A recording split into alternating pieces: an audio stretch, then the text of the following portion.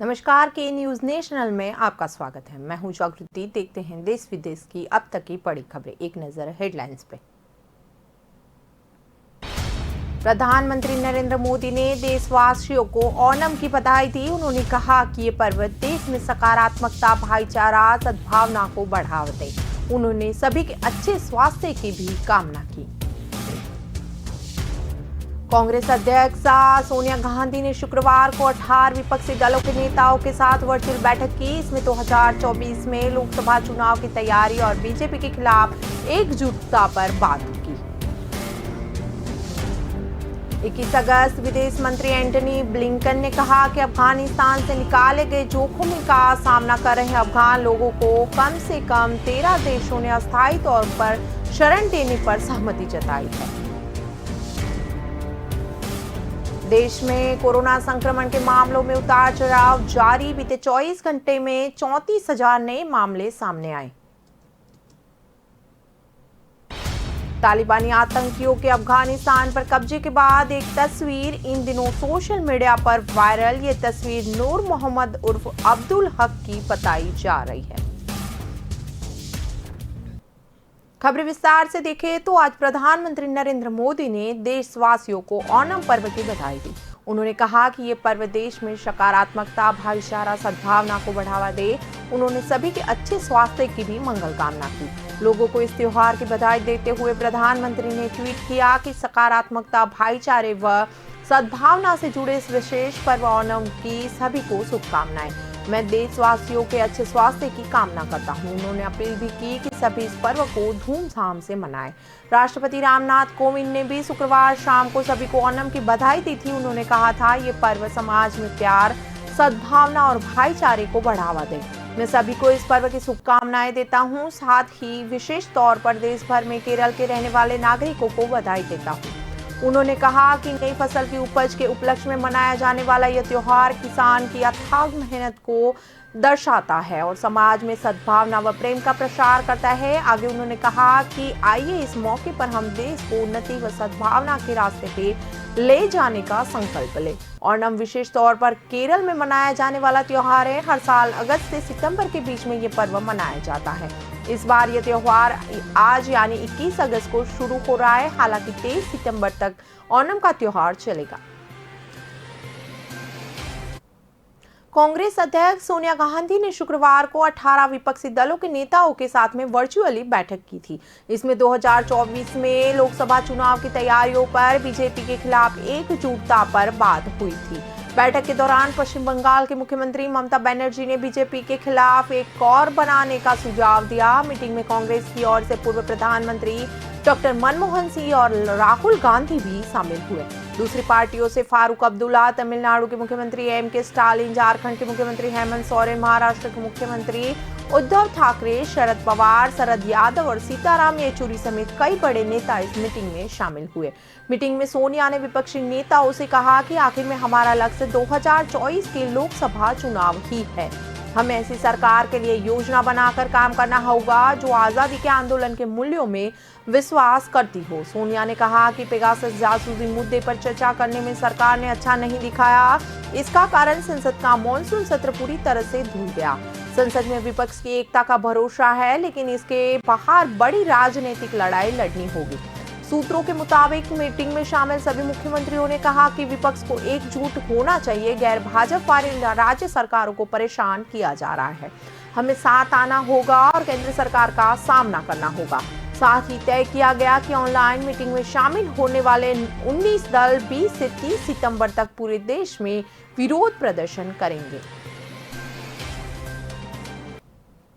21 अगस्त विदेश मंत्री Antony Blinken ने कहा कि अफगानिस्तान से निकाले गए जोखिमों का सामना कर रहे अफगान लोगों को कम से कम 13 देशों ने अस्थायी तौर पर शरण देने पर सहमति जताई है और अमेरिका एवं अन्य समेत लगभग 12 और अन्य देशों से निकाले गए लोगों को ले जाने के लिए पारगमन केंद्रों के तौर पर उनका इस्तेमाल किया जाने पर सहमति व्यक्त की गई।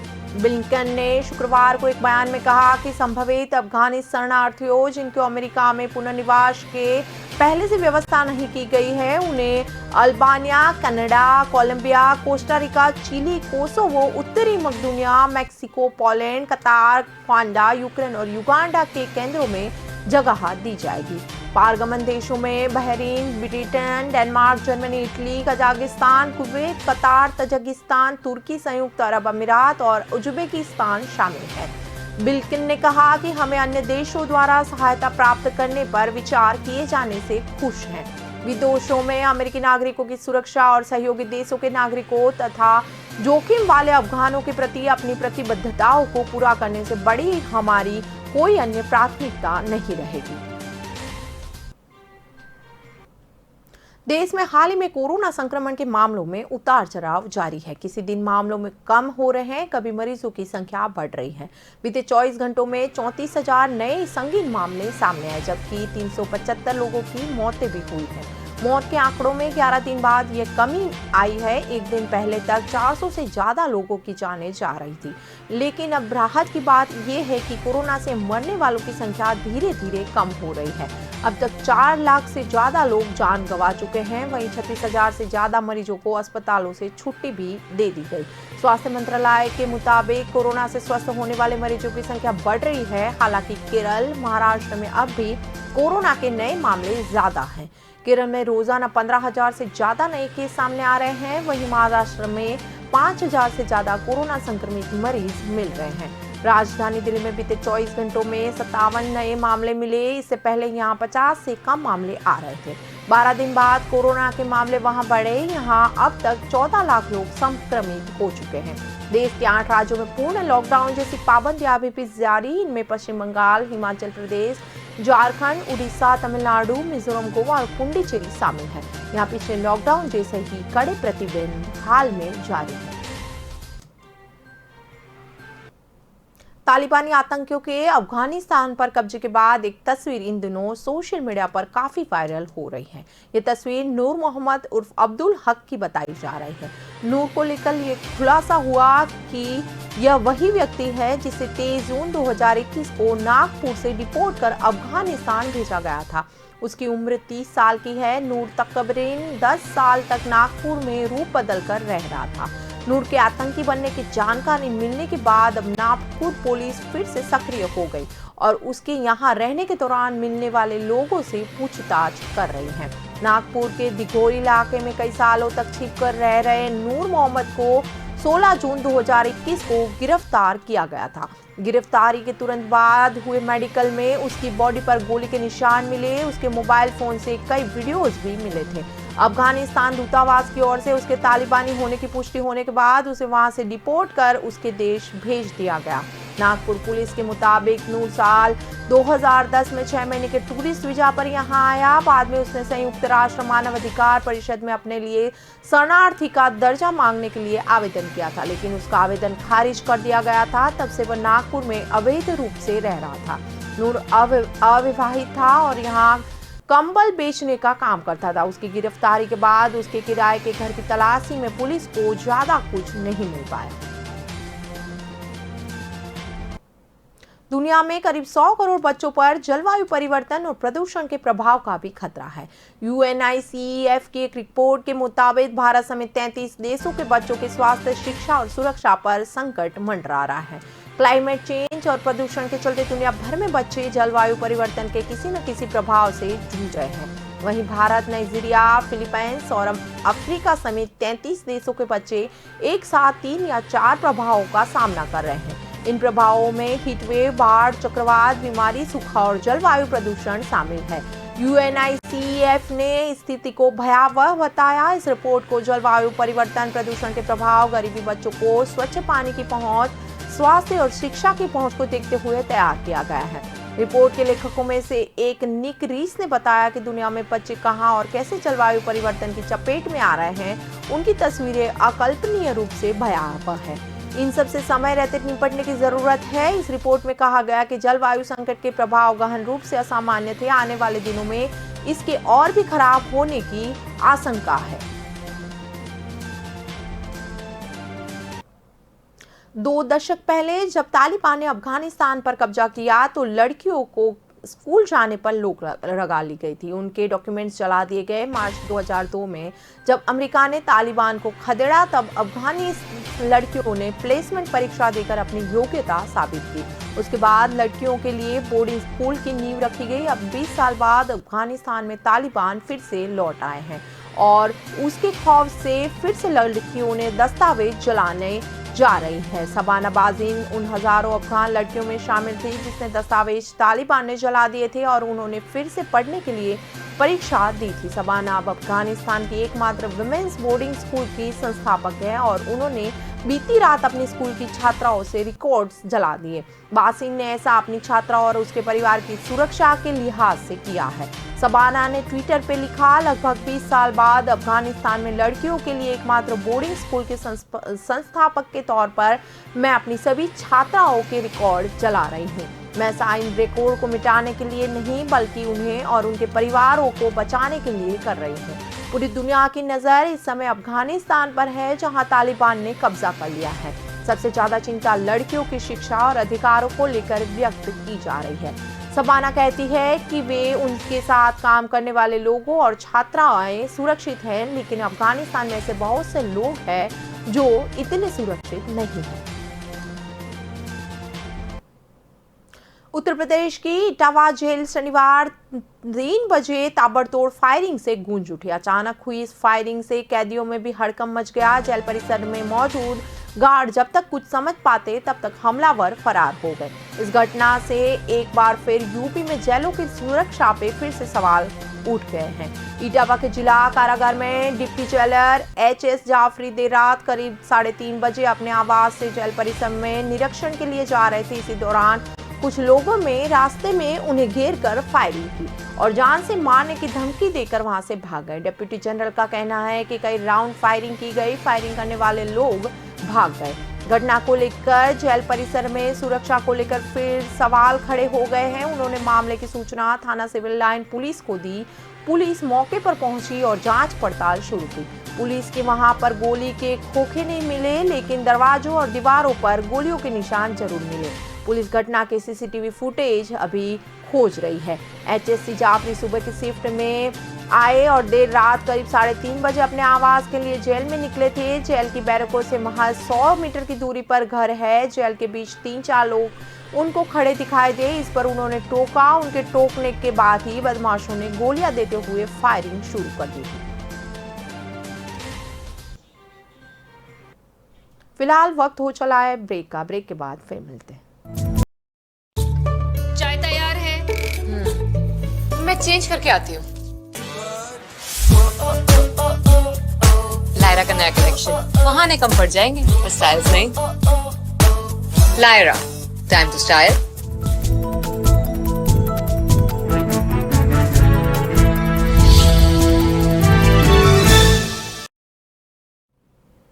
ब्रेक के बाद के न्यूज नेशनल के मंच पे आपका फिर से स्वागत है। जम्मू कश्मीर के पुलवामा जिले में शनिवार को सुरक्षा बलों और आतंकी मुठभेड़ फिर से शुरू हो गई।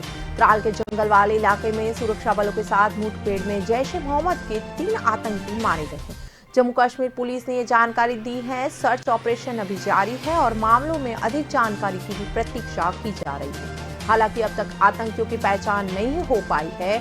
आतंकियों की मौजूदगी की सूचना मिलने पर सुरक्षा बलों ने दक्षिण कश्मीर जिले के नागबेरन त्राल के वन क्षेत्र में ऊंचाई वाले इलाकों में घेराबंदी एवं तलाश अभियान चलाया था। अधिकारियों का कहना है कि आतंकियों ने सुरक्षा बलों पर गोलीबारी की, जिसके बाद मुठभेड़ शुरू हुई। उन्होंने बताया कि मुठभेड़ अभी भी जारी है। जम्मू कश्मीर के पुलवामा जिले में शुक्रवार को सुरक्षा बलों के साथ मुठभेड़ में हिजबुल मुजाहिदीन के 2 आतंकी मारे गए। दोनों आतंकी की हत्याओं के जिम्मेदार एक दस्ते का हिस्सा था। एक पुलिस प्रवक्ता ने बताया कि सुरक्षा बलों ने पुलवामा जिले के पंपोर इलाके के खरूम में आतंकियों की मौजूदगी की सूचना मिलने के बाद इलाके की घेराबंदी की और वहां तलाशी अभियान चलाया गया। उन्होंने बताया कि इस अभियान के दौरान जैसे ही आतंकियों की मौजूदगी का पता चला, उन्होंने आत्मसमर्पण करने के लिए कहा गया, लेकिन उन लोगों ने संयुक्त तलाशी दल पर अंधाधुंध गोलीबारी शुरू कर दी, जिसके जवाब में सुरक्षा बलों ने भी गोलीबारी और मुठभेड़ शुरू कर दी थी।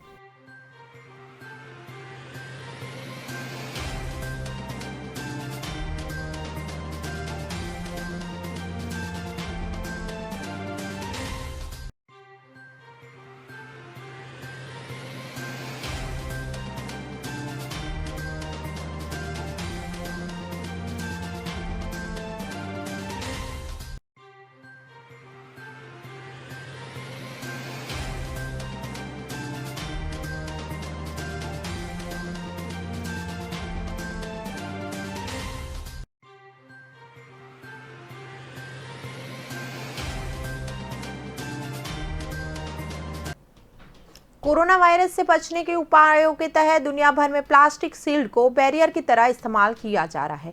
कैशियर को खरीदारों से दूर रखना हो, सैलून या फिर क्लास में छात्रों की सुरक्षा के लिए प्लास्टिक शील्ड की मदद ली जा रही है। लोगों को लगता है कि प्लास्टिक शील्ड वायरस से सुरक्षा दिलाएगी। हालांकि एरोसोल, एयर फ्लो और वेंटिलेशन की स्टडी करने वाले वैज्ञानिकों का कहना है कि ज्यादातर वक्त ये बैरियर कारगर नहीं होते, बल्कि स्थिति को और खराब कर सकते हैं। वैज्ञानिकों का मानना है कि इससे लोगों की झूठी सुरक्षा का एहसास होता है। अलग अलग स्टडी में पता चला है कि चेकआउट काउंटर के पीछे बैठे व्यक्ति को सुरक्षा देने वाले ऐसे शील्ड के बावजूद वायरस किसी अन्य कर्मचारी तक पहुंचा गया है। वैज्ञानिकों का कहना है कि सामान्य परिस्थितियों में बेहतर वेंटिलेशन वाले क्लासरूम, स्टोर और ऑफिस में सांस द्वारा छोड़े गए कणों को करीब 15-30 मिनट में ताजी हवा बदल देती है। वहीं शील्ड से रूम में हवा का प्रवाह बदलने के साथ वेंटिलेशन बाधित हो सकता है। इसके वहां डेड जोन बन जाता है, जिसमें ज्यादा प्रभावी वायरल एरियोसॉल बन सकते हैं। वर्जीनिया टेक में पर्यावरण इंजीनियरिंग की प्रोफेसर लिंडसे मर कहती है कि शील्ड खांसने व छींकने के दौरान निकले बड़े कण को रोक सकती है, पर बातचीत में निकले कणों को फैलने से रोकने में सक्षम नहीं है। जबकि कोरोना तो अनदेखा एरियोसॉल कणों से फैलता है, इसीलिए शील्ड की उपयोगिता पर सवालों के घेरे में है। शील्ड यूनिवर्सिटी में पर्यावरण इंजीनियरिंग विशेषज्ञ कैथरीन नॉक्स कहती है कि छोटे एरोसॉल शील्ड पर ट्रैवल करते हैं और 5 मिनट में कमरे की हवा में मिल जाते हैं। यानी लोग कुछ देर तक बात करते हैं तो स्क्रीन के होते हुए भी वायरस के संपर्क में आ सकते हैं। वैसे भी शील्ड जिस तरह लगाई जाती है उससे बहुत फायदा मिलने की संभावना नहीं है। अफगानिस्तान पे तालिबान के कब्जे के बाद पाकिस्तान में भी अपनी सैन्य रणनीति को बदलना शुरू कर दिया। खुफिया एजेंसियों से मिले इनपुट के आधार पर अमेरिकी सरकार ने बताया कि पाकिस्तान अब अफगानिस्तान में भारत के प्रभाव को कम करने के लिए काम करेगा। इसके साथ ही उसका मकसद सीमा पर छिड़े अफगानी गृह युद्ध को खत्म करना होगा। अमेरिकी विदेश मंत्रालय ने अपनी रिपोर्ट में जिक्र किया कि पाकिस्तान अब तालिबान के साथ सामंजस्य बनाने के लिए शांति वार्ता जारी रखेगा। 1 अप्रैल से 30 जून की रिपोर्ट के आधार पर पाकिस्तानी सरकार अफगानिस्तान में छिड़े गृह उद्योग को लेकर चिंतित है, क्योंकि यह गृह उद्योग पाकिस्तान को अफगानिस्तान में प्रभाव बढ़ाने में मुश्किलें पैदा करेगा और पाकिस्तान के खिलाफ विरोध पैदा कर देगा। प्रत्यदर्शियों के अनुसार पाकिस्तान के सीमावर्ती इलाकों में अफगान तालिबान के लिए वित्तीय योगदान बढ़ रहा है। अफगानी तालिबानी पाकिस्तान के नजदीकी बाजारों में खुलेआम घूमते देखे जा रहे हैं। स्थानीय बलों ने बताया कि तालिबानी आतंकी अब दुकानदारों से $50 से अधिक पैसा मांगते हैं और अब यह बहुत आम हो चुका है। मीडिया रिपोर्ट्स के अनुसार ईरान के अफगानिस्तान से अमेरिकी सेना की वापसी के कदम का स्वागत किया, लेकिन अफगानिस्तान के हालात को देखकर अभी भी चिंतित है। रिपोर्ट के आधार पर यह बताया गया कि ईरान अफगानिस्तान में अपना प्रभाव बनाना चाहता है, इसीलिए वह नई तालिबानी सरकार से भी सामंजस्य स्थापित करना चाहेगा। हालांकि ये तालिबान इस्लामिक अमीरात के गठन के विरोध में एक रिपोर्ट के हवाले से कहा गया कि तालिबान नई सीमाओं को हथियाना जारी रखेगा। बीते कुछ तिमाहियों में कंपनियों का मुनाफा बढ़ाने का असर उनके कर्ज में कमी के तौर पर दिखने लगा। प्रमोटर बैंकों के पास गिरवी रखे शेयर छुड़ाने वाले हैं। बीते 2 तिमाहियों में लगातार गिरवी रखे गए शेयरों की संख्या घटी है। बाजार में तेजी के बीच इस ट्रेंड को कॉर्पोरेट्स की मिली भगती हालत सुधारने पर कर्ज का बोझ कम होने का अच्छा संकेत माना जा रहा है। Brokerage and research firm Kotak securities के मुताबिक अप्रैल-जून लगातार दूसरी तीसरी तिमाही रहे जब प्रमोटर्स ने गिरवी शेयर घटाए। अब BSE 500 में शामिल कंपनियों में एक भी ऐसी नहीं है जिसका 90% से ज्यादा प्रमोटर होल्डिंग गिरवे हो। इतना ही नहीं, BSE 500 में शामिल सिर्फ 78 कंपनियों के प्रमोटर्स के कुछ शेयर गिरवी रह गए हैं। पहले ये संख्या 100 से ज्यादा थी। अलाउंसमेंट कैपिटल मैनेजमेंट के डायरेक्टर प्रकाश दीवान के मुताबिक इसका मतलब है कि कंपनियां कर्ज उतार रही हैं। देश में कोविड महामारी शुरू होने से लेकर इस साल जून के बीच लिस्टेड डेवलपर के कर्ज में 37% कमी आई है। मार्च 2020 से जून 2021 के बीच इन डेवलपर पर कर्ज का बोझ घटकर 27,400 करोड़ रुपए तक रह गया। ICICI सिक्योरिटीज की एक रिपोर्ट के मुताबिक DLF, Sunteck realty, super developers, Oberoi realty के सबसे ज्यादा कर्ज का बोझा अभी घटा है। कर्ज की लागत में 0.80 से 1.60 कमी आई है।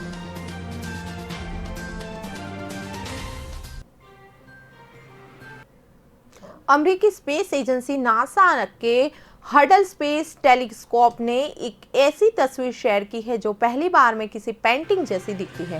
काले अंतरिक्ष के बीच ये नेबुला विशाल आंख जैसा दिखता है। मरते सितारे की निकलती गेंद से और धूल जैसी आकृति बनाते हैं। कोई देखे तो देखा जा रहा है। हबल ने यह भी बताया कि करीब 25 साल पहले ली गई ये तस्वीर इतनी खास क्यों है। हमने 8000 प्रकाश वर्ष दूर स्थित है। हबल ने जो तस्वीर शेयर की है उसे हबल पर लगे wild field and planetary camera 2 से लिया गया। इसमें मार्सियन 18 ओवरग्लास जैसा लगता है। वह तस्वीर 3 अलग अलग तस्वीरों से बनी है। इसमें एक आइसोलेटेड इंट्रोजन की रोशनी में लाल दिखती है, दूसरी हाइड्रोजन से हरी और तीसरी डोबरीआइजेशन ऑक्सीजन से नीली दिखती है। इन नतीजों से वैज्ञानिक खासे उत्साहित रहे क्योंकि इससे पहले सितारों के मटेरियल को ज्यादा समझा नहीं जा सकता था। सूरज जैसे सितारे धीरे धीरे मरते हैं और उन्हें समझना पहले आसान नहीं था। एक थियरी के मुताबिक ओवरग्लास का आकार सितारों की हवा के कारण बनता है, जबकि केंद्र में बादल होते हैं जो ज्यादा घने होते हैं। हालांकि इस तस्वीर से साफ हुआ कि यह ओवरग्लास से काफी अलग है। इसे जन्म देने वाला सितारा केंद्र में नहीं है। हबल ने यह भी पाया कि नेबुला के केंद्र में कुछ छोटे छल्ले जैसे हैं। माना जाता है कि ये सितारे से निकली शेल है जो उसके युवा काल में इंजेक्ट हुई होती है। इसे आकार को पूरी तरह समझने के लिए साथ में मौजूद किसी ऐसे सितारे के गुरुत्वाकर्षण को समझने की भी कोशिश की जा रही है जिसकी खोज अभी तक नहीं हो सकी है। अभी खबरों में बस इतना ही। ज्यादा खबरों के लिए जुड़े रहें के न्यूज़ का। नमस्कार।